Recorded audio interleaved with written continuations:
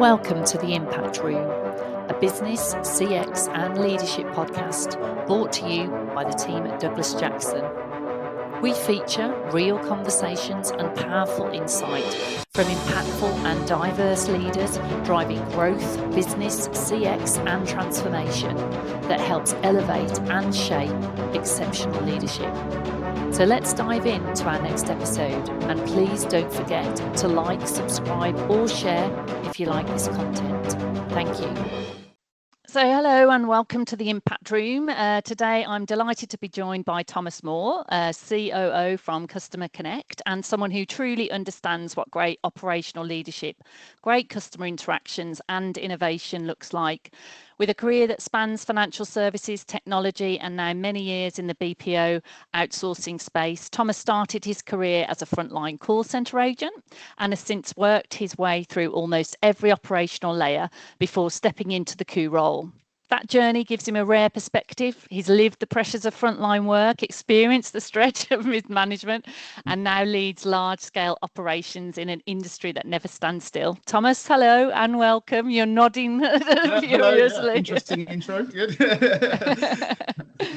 Well, really looking forward to hearing more from you here. So, as I mentioned, you started your career on the front line as an agent, and now you lead the operations as a chief operating officer at Customer Connect.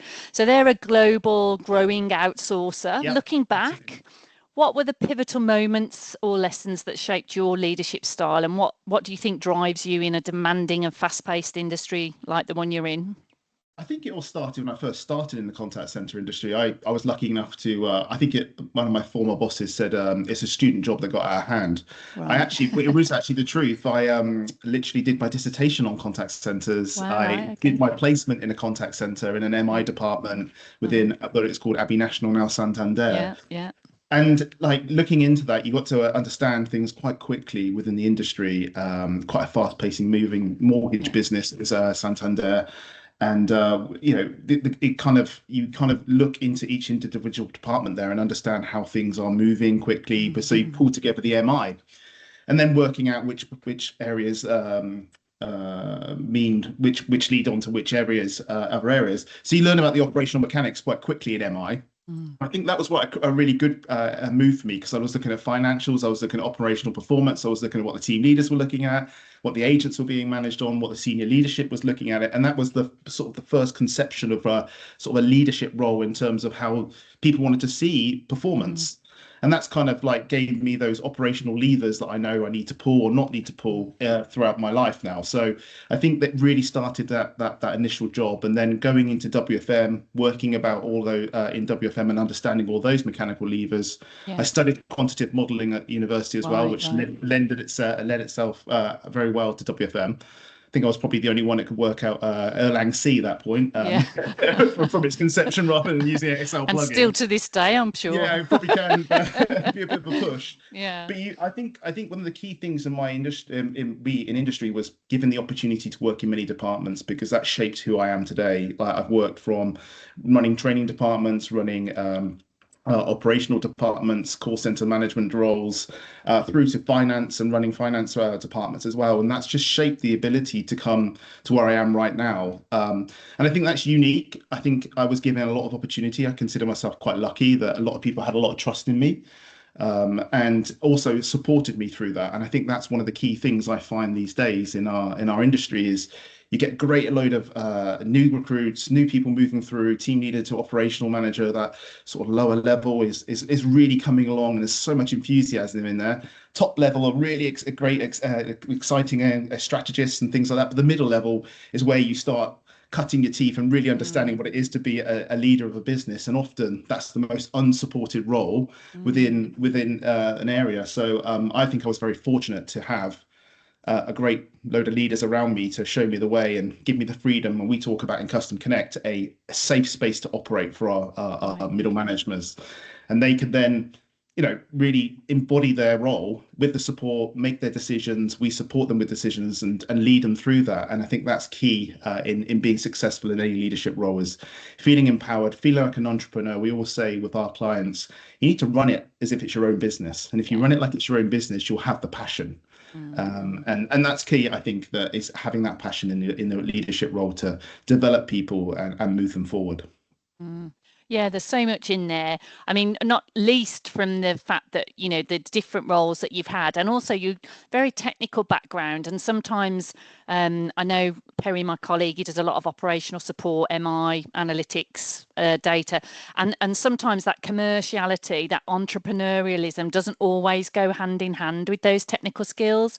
I mean, you said you were given lots of opportunity and were lucky like that, but I suppose for individuals, how can they sort of create that agency or that opportunity, would you say, Thomas, if they're not in a role that or a business that's as welcoming and open as perhaps your own? I think behavior is key and aptitude and wanting to apply yourself. And don't get me wrong, I've not failed. I remember I worked in a call center manager's role. I was so happy I got this call center manager's role. I was probably about 24 at the time, 25. Right, yeah. I thought, all right, I've really made it now. And actually, I made a complete hash of it. And I had to take a step to the left to take a step forward. And I think that's the key thing, is that that leader at that particular moment had a really good conversation with me and said, look, I think it's better if you do this, this, this, and this. And then we try and launch again. So I think the key thing is to never get, I always learn, a failure is a success for me, because I can see where I can actually develop, and I'm constantly learning. Even now, I learn, listen all the time. I'm trying to work out, trying to optimize how I behave, optimize how I can apply myself. And I think that's the key thing in that. And I will look when I'm hiring for someone in their behaviors first before I look at any of the technical skills, because if they've got the right behavior, I can work with anybody and I can teach them quite a lot. There's people around me that can teach them. So I think it's really key to have that behavior and have that dynamism to be able to go, right, I push forward, made a bit of a mistake, but let me go back again. Let me think about that, reflect on that, not get knocked down and go, well, I'm not good enough, or I'm not going to do this, or they don't like me. It's actually, they're trying to, they want to put you in a safe space to operate, to make sure you're successful.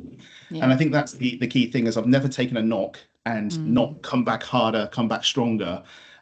Because you can learn so much, and not necessarily all about reading or doing lots more theory in the background. It's practically watching. I often say you can stand in the corner of a call center for 5 minutes and truly understand the heartbeat quite quickly, see how people are behaving, how they're feeling, and things like that. And that's something you can't learn from a book. You have to watch, observe, and be in that moment. So I think that would be my biggest tip to someone, is just keep pushing hard and keep accepting new challenges without the expectation of anything beyond that challenge. That's the other thing, is really, you often give people a challenge and they expect more than actually you're just asking them to do. Patience is a virtue, and you will be moved forward in your career if you continue to really show that dynamism and want to accelerate. Yeah, brilliant feedback. And I think one of the things you touched on as well as people, and we know in sort of customer, it's so much a people role. But I think when people are looking for jobs, and certainly you must see this in outsourcing, when you've got a brand that maybe isn't well known by, although you're supporting and working with brands that are extremely well known, sometimes as an individual, you might think, well, you want to work for a big brand or you want to work for X or Y, but actually you forget working with the people who you can learn from, so it's not always about the brand, the glossy X or the money, or you can get lots from having a really good individual and being around really good individuals, right? Exactly. It's all about the experience and the exposure you get to. So you can, like a sponge, and look, learn. Like, we work with a varying large clients to small clients, and I love being involved in the small clients because they have the most aptitude to want to grow themselves. And so we're the entrepreneurial spirit that we embody really links itself nicely to that, because we're always trying to drive their business forward. The same with the larger clients, but the smaller ones always, they're trying to learn from you and you're trying to learn from them. And often the smaller ones are new concepts, are new ways of doing things. And so you haven't been exposed to those types of new concepts before. So you're interested to see, how does this product work? Well, that's interesting. And then if you show a real interest, you can then patch all the areas of everything you've learned through the customer journey to optimize their strategy from day one, to allow them to grow and, worry about the product as opposed to how to support that product. Yeah. Okay, great. So, I mean, we've spoken before about the challenge many organisations face, and you've touched upon it, in that earlier response. Strong talent at an entry level, impactful leaders at the top, but then we struggle with this messy middle, don't we? Yeah. So you said a little bit about the mid-management, but why do you think it's become such a weak spot in businesses, and what do you think needs to change to make that a real layer, an engine of performance and engagement? I think definitely a lot more is expected of that layer. Absolutely. And I find myself falling into that trap as well. I expect KPIs, culture. It's a little bit like a COO's role in terms of you're a jack of all trades, a master of nothing. You're in so many different areas, and specialization in those particular areas becomes very tricky. But in those middle manager roles, managing a contact center, there's so many aspects of like managing the culture, making sure the behaviors are correct, right through to are my KPIs optimized? I'm expected to develop the customer experience. I'm expected to do this. And often it's, well, I'll leave it to you and off you go, and you know the client better than me. And that's what I found in my career previously. And actually, if you start engaging with those individuals and trying to help them understand, okay, where's the journey going? We've got to get ahead. We've got to understand it. And that takes a lot of development and a lot of people to do that. We actively do that in our organization, but there's only so many people you can develop when you're going for a growth spurt. You then have to look externally into the market. And again, that's where I go back to behavior, aptitude, and application as opposed to technical skills, because everybody does things in a different way. But that expectation is always quite large. That field or sphere of influence that you need to have as a middle manager is huge. And I think it's such an important role in our business because it's the heartbeat of it. It's what's driving it forward.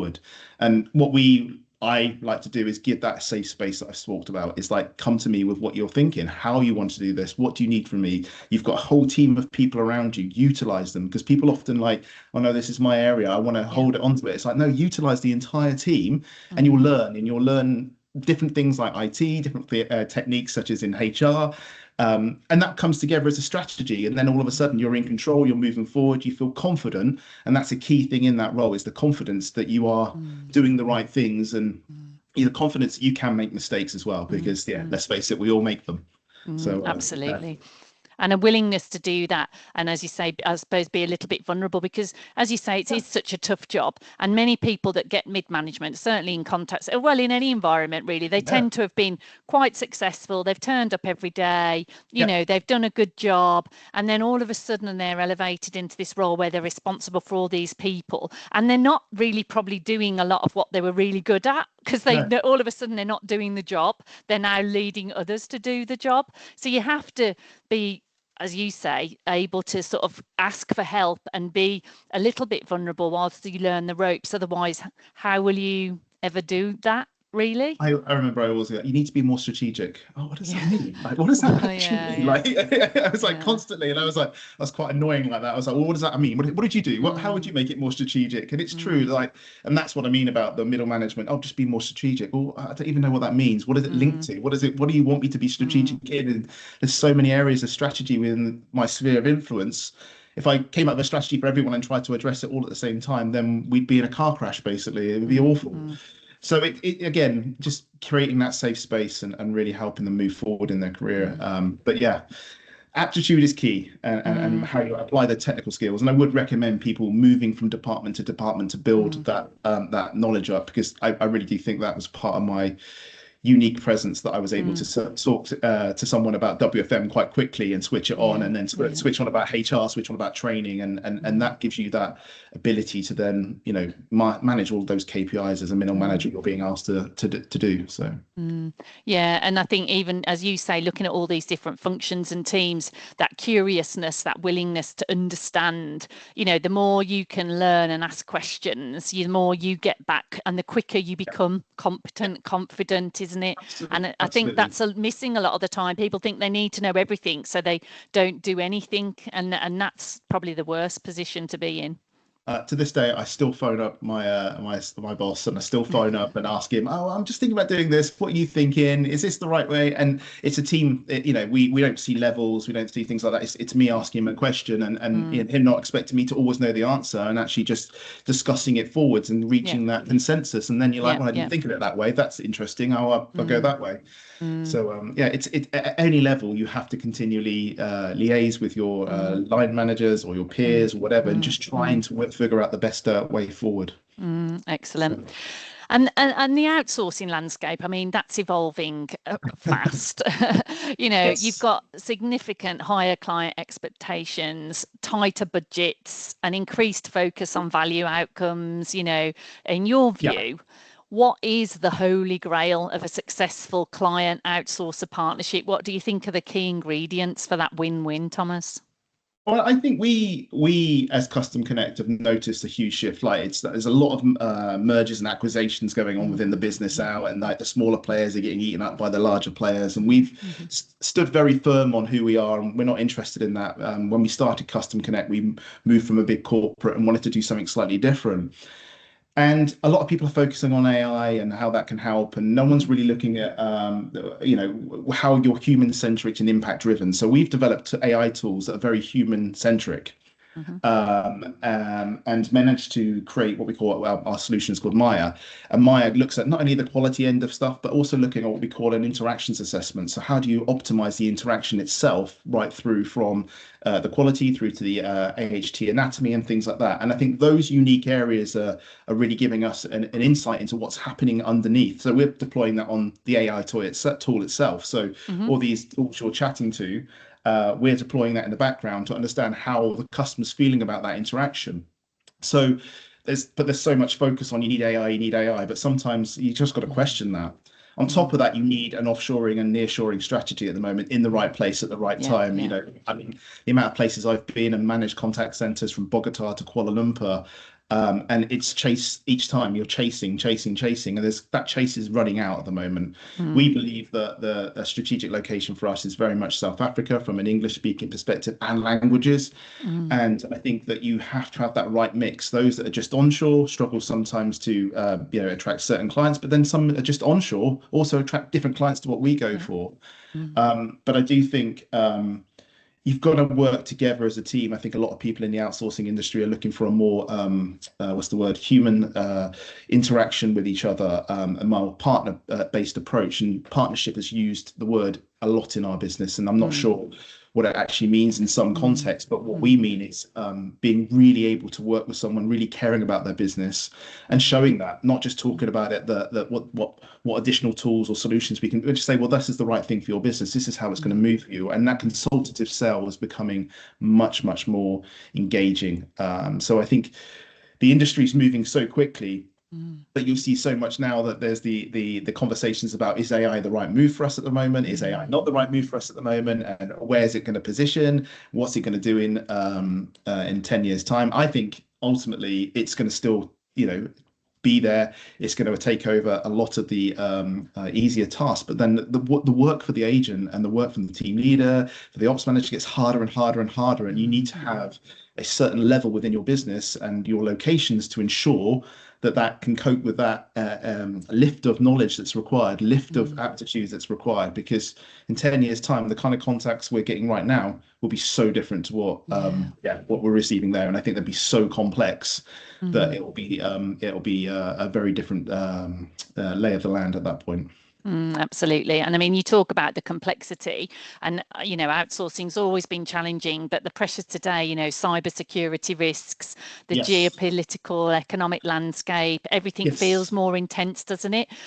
So how do you keep a team motivated and a business focused when that external environment is just constantly shifting? I think from a cybersecurity, I could recommend having a great compliance team. We have one constantly on my toes. We thought about this. We have regular compliance meetings looking at making sure that we're really up to date with all of our certifications because they move quite quickly. ISO, EU, AI Act is another one that's coming in. I think it's going to take a lot of people by surprise. There's a lot in that we've unpicked, and a lot of our tools have had to change to align to that. But I think it's also, rather than seeing cybersecurity as a threat, it's just seeing as a challenge in terms of how do we position ourselves to get right ahead of the curve so that we can, really give our clients that safety net that they feel. So we actively, constantly review what we're doing. Our IT team, our compliance team are always looking into that areas and really optimizing, even though it's working perfectly fine now. What's next? How do we keep protecting and are really driving that forward in that area. So I think that kind of area is becoming more and more of a significant part of your business, as opposed to it just is a tick box previously. Oh, we need to have this, but now it's integral. We meet weekly. We meet and have strategy to conversations about what it looks like in 3, 6, 9 months to ensure that we don't have those areas. And the geopolitical one is really interesting. I have in some of my accounts, I have a lot of partners in that are competition partners, and I hear about stuff that goes on there, which pulls volume over here, and it's so unsettled in many areas of the world.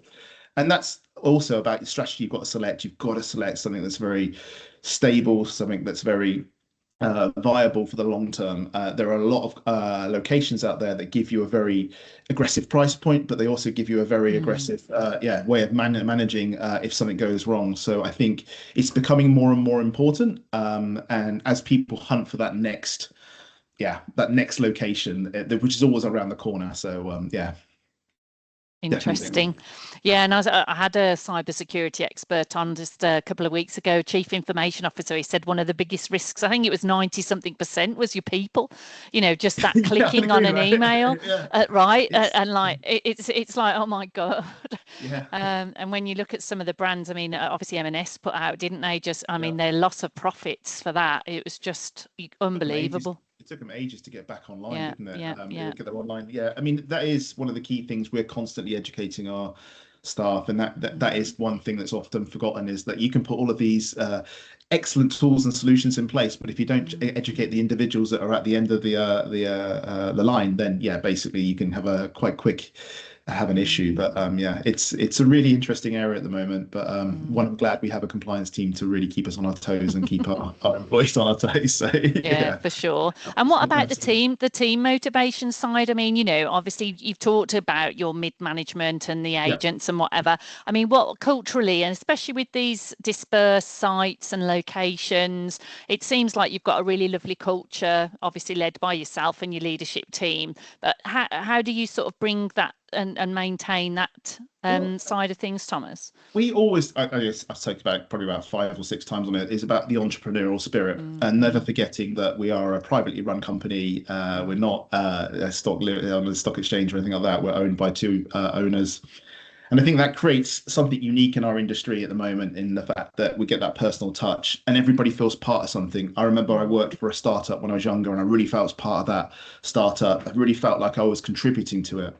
And what we try and do is bring that across every single level of our business, right through to anyone who brings a new piece of business on, whether you be at any level in our organization, we will actually reward you for that.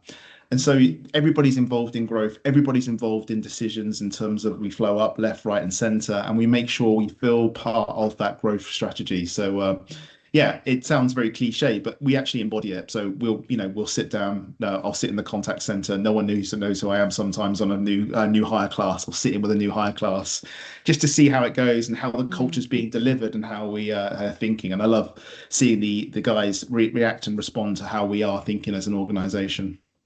Sometimes it's those basic fundamental layers, isn't it? All the shiny bells and whistles. But if we ignore these fundamental things, that's where the really good stuff happens, right? We liken it to, like, you can bet everybody wants to be part of, when you're a sports team. Everybody wants to do really well as a sports team, but then you get into business and some of that niche of that sports mentality gets lost.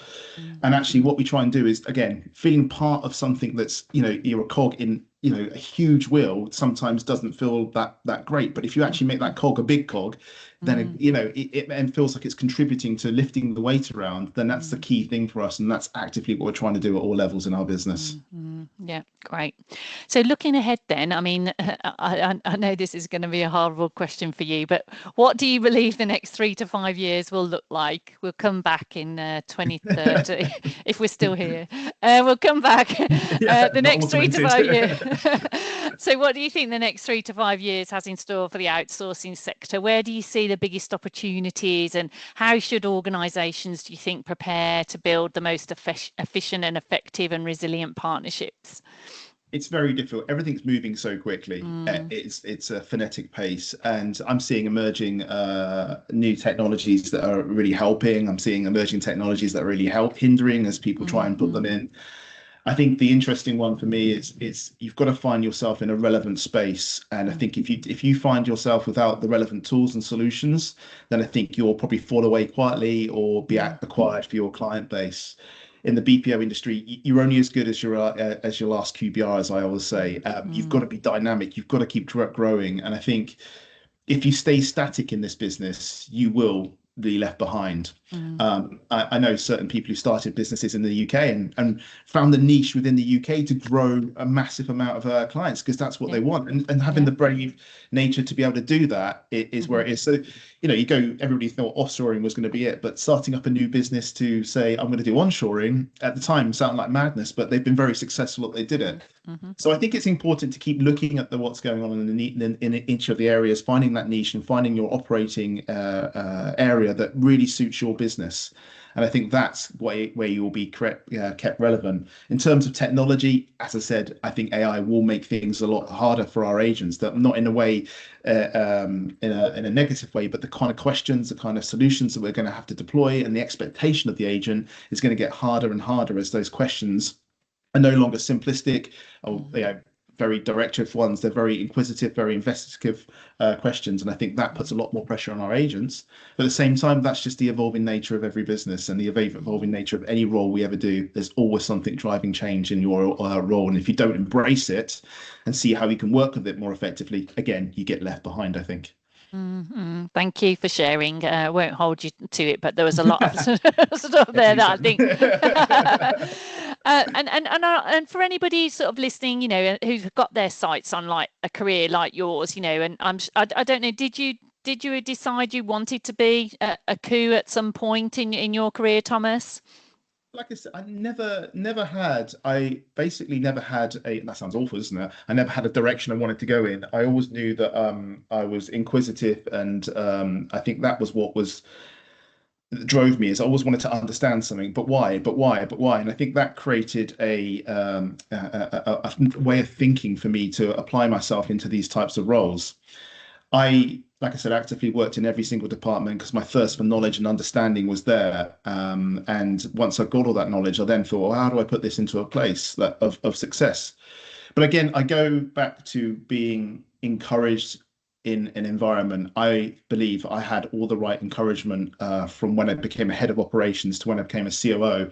I still have the right encouragement, the right space to work in. And I think you just need to make sure that you're comfortable in your skin and confident, because you always know more than you actually anticipate yourself to know. And building that base of mechanics and operational mechanics, you can then apply it. And then I think that's how I would basically go about this. Again, if I was to give anybody advice in the career space, I would definitely be say explore different facets of the business and really then apply them to different roles and how you can optimize them.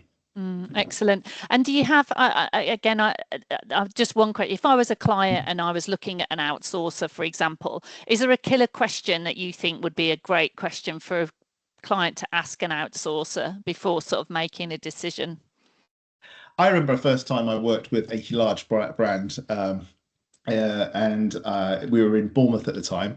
And they've got asked to support 25 FTE, and we put together this 25 FTE it was in 5 different languages. And then they came back to another ask and said, we don't get it. How can you as this? And this is a huge brand, like major brand in the market. And they came back and you don't get it. And I said, all you need to do is trust us. You need to trust that initial gut feeling you had walking around us. That contract worked into 25 to 50 to 55 to 250, and it still goes today, even though I'm not there. But the key question they ask is, I don't understand it. Why do I go for you? Because we're all pitching the same stuff. Everybody's pitching it. But if you actually ask the question, why you, like in terms of what makes you different, and really try and understand that culture, that was an interesting conversation. I've never been we don't get it. We want to come with you, but I don't get it. Tell me why I don't get it. And I was like, well, that's a very good question.